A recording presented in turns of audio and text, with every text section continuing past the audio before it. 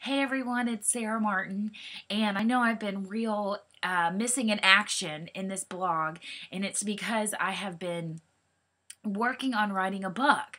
I'm real thrilled about it. It's a book for women in their 20s, and I have been working on a book proposal to send to a potential agent and a potential publisher, and I've been working on the chapters. I got a chance to go to the mountains and actually write all by myself for a weekend, and it was great. But every time my thoughts come around to writing the blog, I just feel like pooped on writing. I can't type another letter.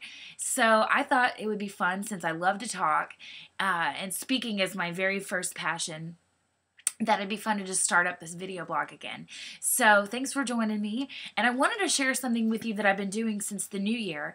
I was convicted by the Lord that I have never read through the Bible in its entirety, and I just felt that that was pretty shameful. So a friend of mine recommended this 1-year Bible, and it's pretty cool because you get a passage from the New Testament, a passage from the Old Testament, a passage from a psalm, and a passage from a proverb every day.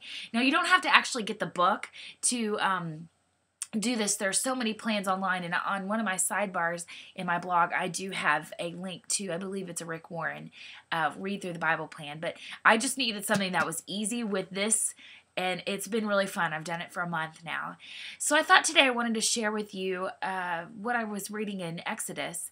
And I know I've blogged about Exodus and Moses before, and Moses' bold faith, but I wanted to just take a look at what we're talking about before, in Exodus chapter 3, and the Israelites are trying to get out of Egypt, and Pharaoh is lets them, but then doesn't let them, and then they have then the Lord causes a plague, and the Pharaoh tries to let them go again, and then he decides not to. It's just this constant back and forth. And what's interesting is in Exodus chapter 13, the Lord says in chapter 4, "And I will harden Pharaoh's heart, and he will pursue them," meaning the Israelites. They have left Egypt after the Passover plague, and that's where God killed all the Egyptian firstborn children, and all the Jewish children were saved, so they call it the Passover. And so they fled, and Pharaoh let them go, but then all of a sudden the Lord hardens his heart. "But I will gain glory for myself through Pharaoh and all his army, and the Egyptians will know that I am the Lord." So the Israelites did this. I just thought this was interesting that the Lord said that I will gain glory through this situation. And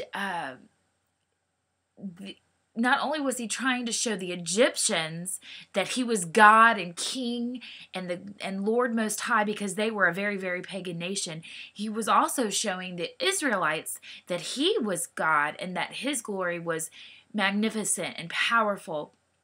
And it often takes the Lord allowing things to happen in our lives or the world around us, or he makes them happen, that so that he can have a chance to show us his glory.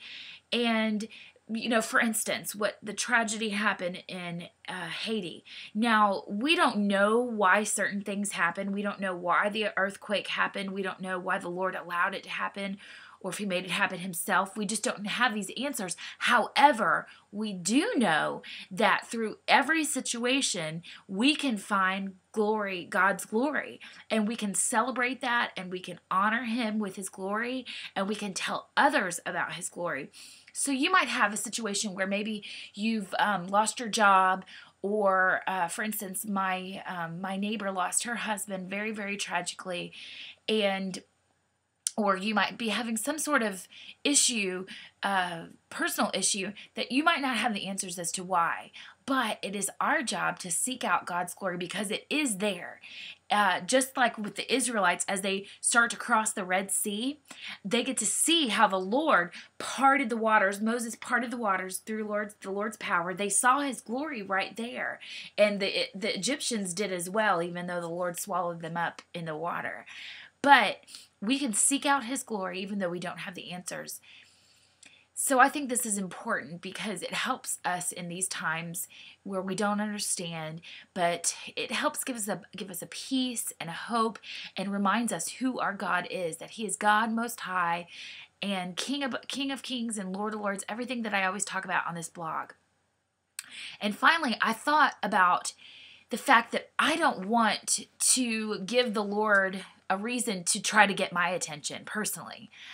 There are times where we can be very just relaxed or lazy about our faith. Maybe we're not spending time in the Word. Maybe we're not spending time in prayer. Maybe we're trying to take on our situation all on our own. And sometimes the Lord has to get our attention. And I seriously don't want to give the Lord a reason to try to get my attention so that then I can see His glory. And I challenge you as well. Let's both stay tight in the Word. Let's stay focused on Him. And in all situations, we're going to see His glory, but let's not give Him a reason to try to get our attention. It might not always be comfortable. Sometimes it's painful. Sometimes it's just darn ugly. But in every situation, the Lord's glory is shown. So be on the lookout for more video blogs. This is kind of fun for me.